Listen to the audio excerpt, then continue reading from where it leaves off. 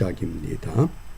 오늘 묵상의 주제가 옛 계명과 새 계명, 옛 계명과 새 계명.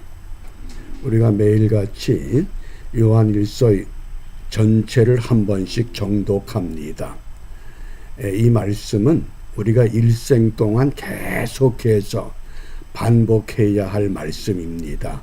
왜냐하면 요한 사도의 특별한 하나님에 대한 신앙관이 뚜렷이 고백되기 때문입니다. 첫째는 하나님은 영이시다. 영이신 하나님. 우리가 육으로 존재하기 때문에 영의 하나님을 만날 수도 없고 볼 수도 없습니다. 이것을 어떻게 깨닫게 하셨느냐? 하나님은 빛이시다. 우리가 어둠과 빛을 대조하는 이 요한의 특별한 용법입니다. 어둠, 빛, 그 다음에 두 번째 하나님은 사랑이시다. 그러면서 그 사랑에 대한 것을 옛 계명과 새 계명으로 오늘 우리에게 말씀하십니다. 오늘 요한일서 2장 7절입니다. 우리 다 같이 함께 읽습니다. 사랑하는 자들아, 내가 새 계명을 너희에게 쓰는 것이 아니라 너희가 처음부터 가진 옛 계명이니 이 옛 계명은 너희가 들은 바 말씀이거니와. 아멘. 이 사도 요한의 아주 특별한 용법입니다. 우리 한글 성경에 새 계명이라고 하는 이 용어가 네 구절 소개됩니다. 요한복음 13장 34절, 요한일서 2장 7절 8절, 요한이서 1장 5절. 사도 요한만의 특별한 용법입니다. 그리고 옛 계명이라고 하는 이 용어는 오늘 요한일서 2장 7절에 단 한 번밖에 사용되질 않습니다. 어느 누구도 이런 표현을 못합니다. 그러나 사도들 가운데 가장 오래 살았고 예수님과 가장 친밀하게 교제했던 사도 요한, 요한복음, 요한일서, 2서, 3서, 요한계시록, 이 말씀을 통틀어서 하나님은 영이시다. 그 영이신 하나님을 내가 어떻게 만나고 느끼고 믿을 수 있는가? 빛을 통해서, 사랑을 통해서 말씀하십니다. 그래서 어제 우리가 묵상의 주제는 예수 그리스도께서 우리의 대언자가 되셨다. 어떤 방법으로? 화목제물로, 화목제물이 되셔서 우리의 대언자가 되셨기 때문에 예수 이름으로 기도할 수 있습니다. 예수 이름으로 우리가 심판대 앞에서 변호를 받을 수 있습니다. 예수 이름으로 영이신 하나님이 오늘도 우리와 함께 하시고 동행하십니다. 항상 함께 하십니다. 네 번째, 그 영이신 하나님이 기록된 말씀을 통해서, 선포되는 말씀을 통해서 우리에게 말씀하십니다.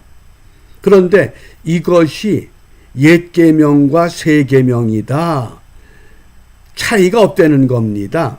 단지 그 차이가 무엇인가 하는 겁니다. 그 차이를 어떻게 말씀하시느냐? 8절입니다. 다시 내가 너희에게 새 계명을 쓰노니.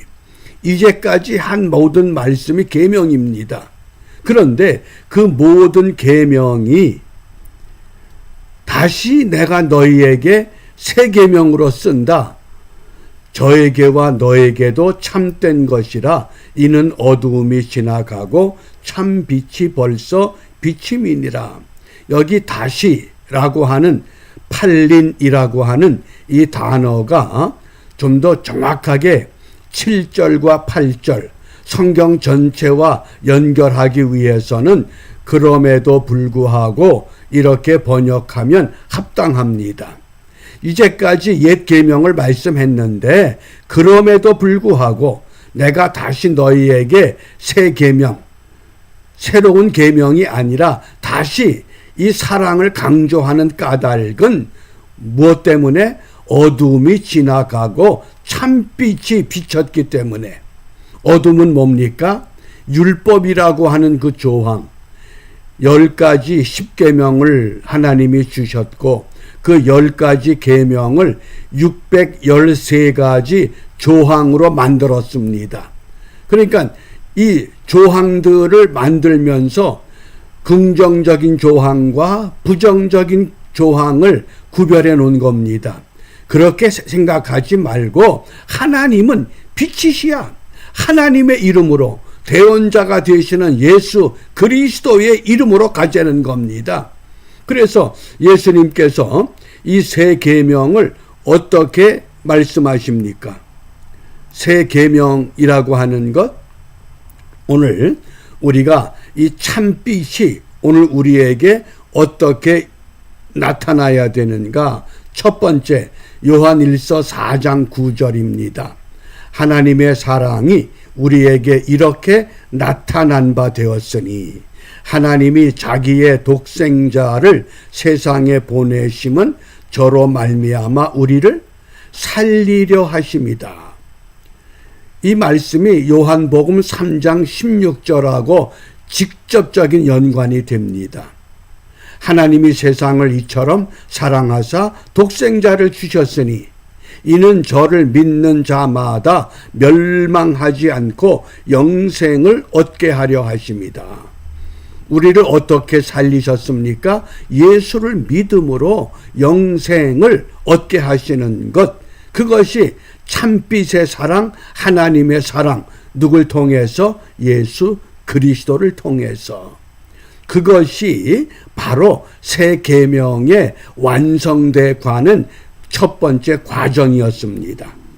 그 다음 두 번째, 이 참빛의 사랑은 어떻게 형성돼 가느냐? 예수님께서 십자가에 못 박혀 죽으심으로 얼마나 고통이 심했으면 이 잔을 내게서 지나가게 하옵소서. 그러나 나의 원대로 마옵시고 아버지 원대로, 무엇 때문에? 하나님의 뜻을 이루어야 하기 때문에. 그래서 로마서 10장 4절입니다. 우리 함께 읽어봅니다. 그리스도는 모든 믿는 자에게 의를 이루기 위하여 무엇의 마침이 되시니라? 율법의 어두움에 마침 완성, 무엇이? 사랑으로 율법을 완성시키셨다고 하는 것, 그게 참빛의 사랑이 된다고 하는 것을 우리에게 분명히 말씀하신 겁니다. 첫 번째는 예수님을 통한 영생의 사랑, 구원의 사랑. 두 번째는 예수님의 순종을 통한 사랑의 완성. 그것이 새 계명의 모습인 것입니다. 그 다음에 세 번째, 요한일서 4장 10절입니다. 사랑은 여기 있으니 우리가 하나님을 사랑한 것이 아니요 오직 하나님이 우리를 사랑하사 우리 죄를 위하여 화목제로 그 아들을 보내셨습니다. 예수님을 통해서 새로운 생명을 약속하셨습니다. 그것이 새 계명이라고 하는 것. 그래서 이 사도 요한은 새 계명을 어떻게 정의했느냐? 요한복음 13장 34절이 이 새 계명의 결론입니다.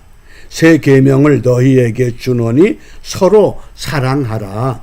내가 너희를 사랑한 것 같이 너희도 서로 사랑하라. 구약의 사랑은 어떤 사랑이었습니까? 내가 죄를 지으면 희생 제물이 나를 대신해서 죽는 것, 이것을 끊임없이 반복해야 됩니다. 그런데 신약에서의 사랑의 완성은 예수님께서 단번에 단 한 번만으로 만족하게 내가 너희를 어떻게 사랑했느냐, 내 생명을 너희들을 위해서 내려놓았다고 하는 겁니다. 우리가 이 예수님의 사랑을 통해서 오늘 무엇을 기도해야 되느냐? 요한복음 12장 26절입니다. 사람이 나를 섬기려면 나를 따르라. 나 있는 곳에 나를 섬기는 자도 거기 있으리니. 오늘 내가 있는 삶의 현장, 삶의 자리, 그 자리가 바로 거기입니다. 내가 있는, 그래서 여호와 삼마 그랬죠. 거기 계신 하나님, 내가 있는 그곳에 나와 함께 하시는 하나님. 따라서 사람이 나를 섬기면 내 아버지께서 저를 귀히 여기시리라. 오늘 우리 기도 제목입니다. 일생토록 주만 믿고 주만 따르게 하옵소서. 얼마나 격가지들이 많습니까? 교회도 다양합니다. 설교자들도 다양합니다. 교리도 다양합니다. 그러나 우리의 표대는 오직 주만 믿고 주만 따르게 하옵소서. 왜?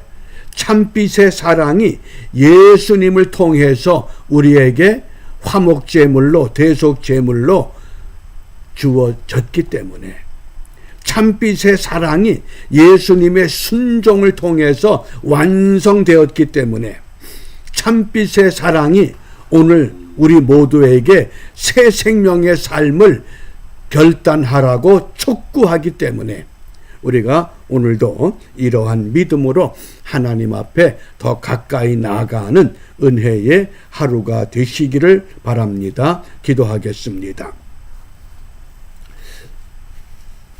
은혜로우신 아버지 하나님 감사합니다. 요한일서의 말씀을 매일 정독하며 우리가 이 시대에 어떤 삶을 살아야 할 것인가를 말씀하십니다. 우리 손으로 그 말씀을 펴서 읽게 하시고 묵상하게 하시고 그 말씀을 우리의 삶에 적용하여 예수님께서 나를 위하여 십자가의 화목제물, 대속의 제물, 희생의 제물이 되셨던 것처럼 우리 또한 그 주님을 믿기 까닭에 우리의 형제들을, 우리의 이웃들을 위해서 하나님을 사랑하고 이웃을 내 몸과 같이 사랑할 줄 아는 은혜의 삶을 실천하는, 행동하는 복된 하루가 되도록 인도하여 주시옵소서. 예수님 이름으로 기도합니다.